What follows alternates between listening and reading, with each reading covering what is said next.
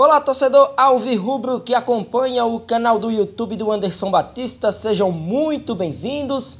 O Náutico encerra sua participação na Copa do Nordeste 2022, eliminado para uma grande equipe. O Fortaleza, desde o início do confronto, já era considerado favorito, até mesmo pelo momento que vive, representante da região e do futebol brasileiro na Libertadores da América. Uma equipe que fez uma belíssima primeira fase, está na decisão do Campeonato Cearense, entra inclusive agora na terceira fase da Copa do Brasil. Então o Náutico, para mim, chegou ao seu limite, mas a gente precisa debater alguns pontos que foram determinantes para essa eliminação do Náutico nesta noite de sábado. E de antemão a gente já convida o torcedor alvirrubro a estar conosco no nosso canal. Se inscreve, dá o like nos nossos vídeos. Importante a sua participação através dos comentários e compartilha bastante este conteúdo nas suas redes sociais.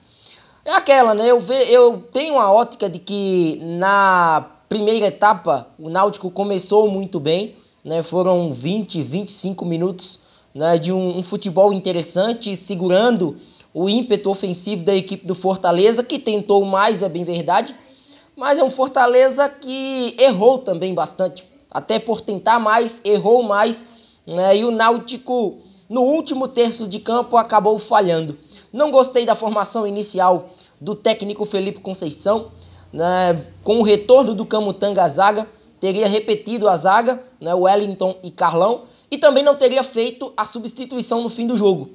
Faltou um pouco mais de sensibilidade do técnico, de olhar para a cara do Camutanga e dizer: você continua, você vai continuar na partida, eu não vou substituir ninguém mais nessa reta final do jogo. O Náutico vai com a mesma formação porque é jogo decisivo e os principais jogadores têm de estar em campo, e a substituição com a entrada do Wellington acaba matando o Náutico, porque o erro do segundo gol marcado pelo Silvio Romero foi do zagueiro alvirrubro acompanhando a bola e esquecendo o adversário. A letalidade da equipe do Fortaleza, ela é evidente.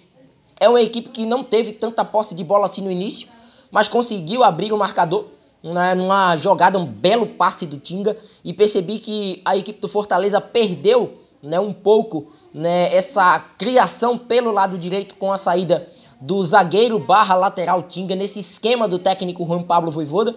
Ele acaba achando o Renato Kaiser parte em diagonal, acha dentro da área com liberdade para finalizar o Robson e coloca o Fortaleza em vantagem. O Náutico sente o gol, é nítido, porque os papéis da partida se invertem.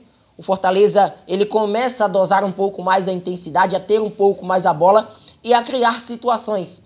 Algo que a gente não estava vendo logo no começo, de um Fortaleza que não estava dominando as ações com volume de jogo. E isso fez com que a equipe do Náutico caísse um pouco de rendimento. Foi o grande defeito também do Náutico não ter peças incisivas na frente.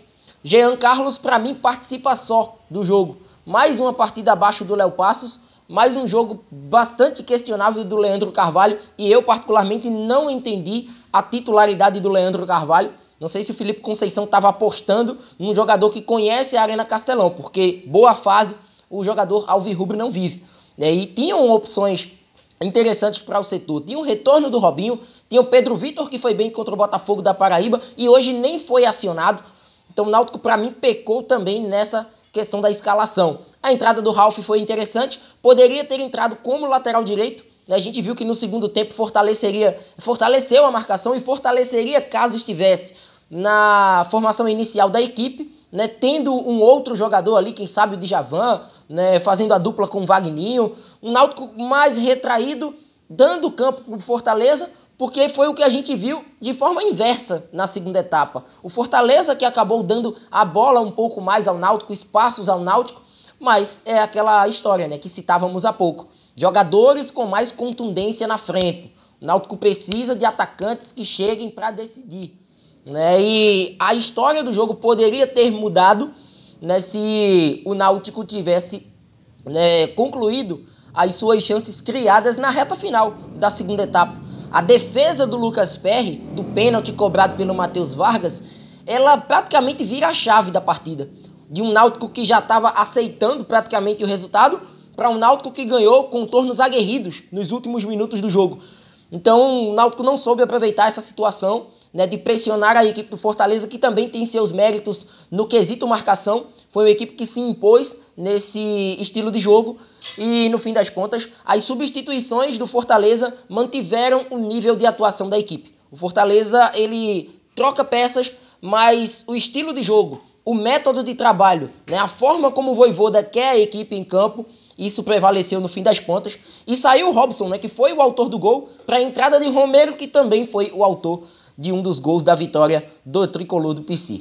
É reerguer a casa, né? Não é caso de terra arrasada, não vejo assim. Para mim o Náutico chegou mesmo no seu limite.